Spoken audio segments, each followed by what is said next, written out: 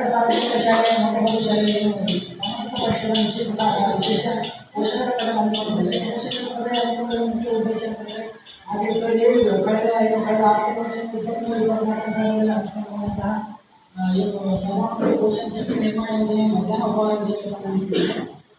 ಖರ್ಚು ವೆಚ್ಚದ ಬಗ್ಗೆ ಹಾಗೂ ಪೋಷಕರಿಂದ ಮಾಹಿತಿ ಸಂಗ್ರಹಣೆ ಮಾಡುವುದಾಗಿರ್ಬೋದು ಅಥವಾ ಕಡತ ಪರಿಶೀಲನೆ ಆಗಿರ್ಬೋದು ಮತ್ತು ಮಕ್ಕಳಿಂದ ಸಂಗ್ರಹಿಸಿದ ಅಭಿಪ್ರಾಯ ಮೇರೆಗೆ ಸಾಮಾಜಿಕ ಪರಿಶೋಧನಾ ತಂಡವನ್ನು ವರದಿಯನ್ನು ಸಿದ್ಧಪಡಿಸಲಾಗಿದೆ.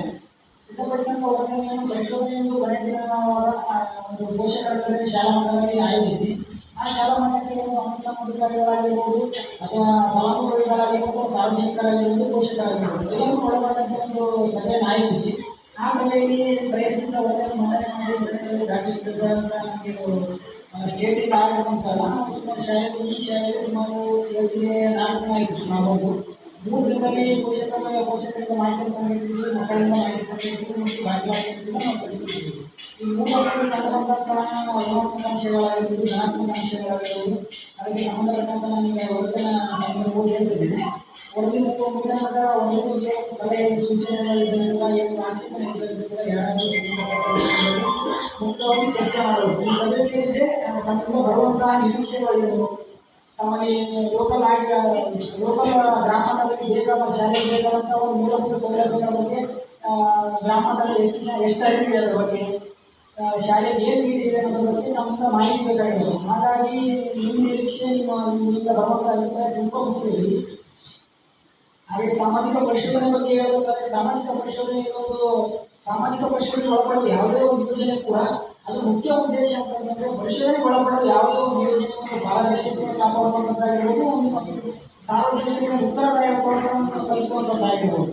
ಏನು ಬರುವಂಥ ಯೋಜನೆ ಬಗ್ಗೆ ಒಂದು ಅನುದಾನಗಳ ಬಗ್ಗೆ ಮಾಹಿತಿ ಆಗಿರ್ಬೋದು, ಖರ್ಚಿನ ಬಗ್ಗೆ ಮಾಹಿತಿ ಆಗಿರ್ಬೋದು, ಹಾಗೆ ಒಂದು ಯೋಜನೆಗಳ ಬಗ್ಗೆ ಮಾಹಿತಿ ನೀಡುವಂಥದ್ದಾಗಿರ್ಬೋದು, ಇವೆಲ್ಲ ಮಾಹಿತಿ ನೀಡುವಂಥದ್ದು ಮತ್ತು ಅವರಿಂದ ಮಾಹಿತಿಯನ್ನು ಸೂಕ್ತವಾಗಿ ಮಾಹಿತಿಯನ್ನು ಸ್ವೀಕರಿಸತಕ್ಕಂಥ ನಿರ್ಣಯಗಳು ದಾಖಲಿಸುವಂಥದ್ದು ಇದೆಲ್ಲ ಒಂದು ಸಾಮಾಜಿಕ ಪರಿಶೋಧನೆ ಒಂದು ಮುಖ್ಯ ಉದ್ದೇಶ ಆಗಿರುತ್ತೆ. ಪರಿಶೋಧನಾ ತಂಡ ಒಂದು ತಯಾರಿಸಿದ ವರದಿಯನ್ನು ತಮ್ಮಲ್ಲಿ ಗಮನಿಸಿದ್ದೇನೆ. 23-24ನೇ ಸಾಲಿನ ಪ್ರಧಾನಮಂತ್ರಿ ಪೋಷಣ ಶಕ್ತಿ ನಿರ್ಮಾಣ ಯೋಜನೆ ಮಧ್ಯಮ ಸಾಮಾಜಿಕ ಪರಿಶೋಧನೆ ವರದಿಯನ್ನು ಮಾಡಿದೆ. ಕರ್ನಾಟಕ ಸಾರ್ವಜನಿಕ ಶಾಲೆ ಮಟ್ಟವರು ಮೊದಲನೇ ಶಾಲೆಯಲ್ಲಿ ತರಗತಿಯಲ್ಲಿ ಒಟ್ಟು ವಿದ್ಯಾರ್ಥಿಗಳಿರುವಾಗ 8ನೇ ತರಗತಿಯಲ್ಲಿ ವಿದ್ಯಾರ್ಥಿಗಳ ಒಟ್ಟು ಸಂಖ್ಯೆ 77, 9ನೇ ತರಗತಿ ಒಟ್ಟು ವಿದ್ಯಾರ್ಥಿಗಳ ಸಂಖ್ಯೆ 116, 10ನೇ ತರಗತಿ ಒಟ್ಟು ವಿದ್ಯಾರ್ಥಿಗಳ ಸಂಖ್ಯೆ 85. ಒಟ್ಟು ಈ ಶಾಲೆಯಲ್ಲಿ ದಾಖಲಾಗಿರುವ ಒಟ್ಟು ವಿದ್ಯಾರ್ಥಿಗಳ ಸಂಖ್ಯೆ 275. ದಿನಾಂಕ 13/7/2024 ಒಟ್ಟು ಹಾಜರಾದ 255 ಮಕ್ಕಳು ಮಧ್ಯಾಹ್ನ ಉಪಹಾರ ಸೇವಿಸಿಕೊಂಡು ಉತ್ತಮ ಅಂಶ. ಈಗ ನಾವು ಶಾಲೆಗೆ ಮೊದಲ ದಿನ 13/7/2024 ಶಾಲೆಗೆ ಭೇಟಿ ನೀಡಿದ ಸಂದರ್ಭದಲ್ಲಿ 255 ಮಕ್ಕಳು ಹಾಜರಾತಿಯನ್ನು ಪಡ್ಕೊಂಡಿದ್ರು. ಹಾಜರಾದ ಎಲ್ಲ ಮಕ್ಕಳು ಕೂಡ ಊಟ ಮಾಡುವುದು ಉತ್ತಮ ಅಂಶವಾಗಿದೆ. ಮಕ್ಕಳ ಹಾಜರಾತಿ ಮತ್ತು ಜಾತಿವಾರು ವಿವರ.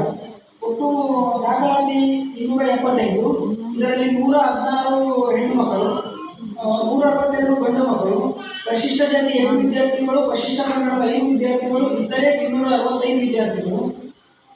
ಶಾಲಾ ಮಕ್ಕಳಿಗೆ ವಿತರಿಸುವ ಆಹಾರ ವಿಧಾನ. ಮಕ್ಕಳಿಗೆ ಪ್ರತಿದಿನ ಅನ್ನ ತರಕಾರಿ ಮಿಶ್ರಿತ ಸಾಂಬಾರು ಮತ್ತು ಬೇಳೆ ಸಾಂಬಾರು, ಚಿಕ್ಕಿ, ಹಾಲು ಮತ್ತು ವಾರದಲ್ಲಿ 5 ದಿನ ಹಾಲು ಜೊತೆಗೆ ರಾಗಿ ಮಾಡಿ ನೀಡುವುದು ಉತ್ತಮ ಅಂಶ ಆಗಿದೆ. ಆದರೆ ಸರ್ಕಾರ ಸೂಚಿಸಿರುವ ಮೆನು ಚಾರ್ಟ್ ಪ್ರಕಾರ ವಿತರಿಸಿದರೆ ಇದಕ್ಕೆ ಕಂಡುಬಂದಿದೆ.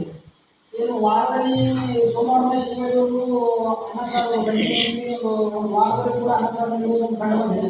ಆದರೆ ಸರ್ಕಾರಿ ಮಾಡಿದಪ್ಪ ಅಂದರೆ ಸೋಮವಾರ ಒಂದು ಆಹಾರ ಪದಾರ್ಥ, ನಮಗೆ ಒಂದು ಆಹಾರ ಪದಾರ್ಥ, ಬುಧವಾರ ಒಂದು ಆಹಾರ ಪದಾರ್ಥ, ಹೀಗೆ ಒಂದು ವಾರದಲ್ಲಿ ಏನೇನು ಆಹಾರ ಪದಾರ್ಥ ನೀಡಬೇಕು ಒಂದು ಚಾರ್ಟ್ ಇದೆ. ಆ ಚಾರ್ಟ್ ಪ್ರಕಾರ ಆಹಾರ ನೀಡುವುದು ಕಂಡುಬಂದಿದೆ.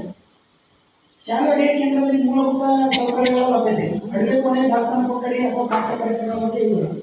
ಅಡುಗೆ ಕೋಣೆ ದಾಸ್ತಾನು ಕೊಠಡಿ ತುಂಬ ಚಿಕ್ಕದಾಗಿ ಸ್ಥಳಾವಕಾಶತೆ ಕಂಡುಬಂದಿರುತ್ತದೆ. ಅಡುಗೆ ಸಿಬ್ಬಂದಿಗಳು ಅಡುಗೆ ಕೋಣೆ ಮತ್ತು ದಾಸ್ತಾನು ಕೊಠಡಿಯನ್ನು ಸ್ವಚ್ಛತೆ ಕಾಪಾಡುವುದು ಉತ್ತಮ ಅಂಶವಾಗಿದೆ.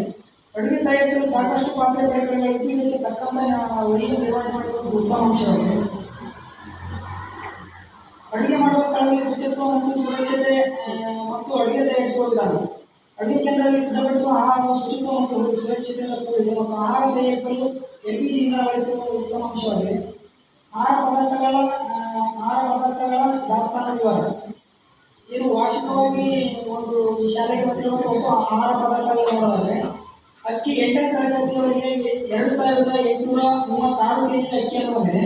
9 ಮತ್ತು 10ನೇ ತರಗತಿಯವರಿಗೆ 4,348 ಕೆ ಜಿ ಅಕ್ಕಿ ಬಂದಿರೋದು.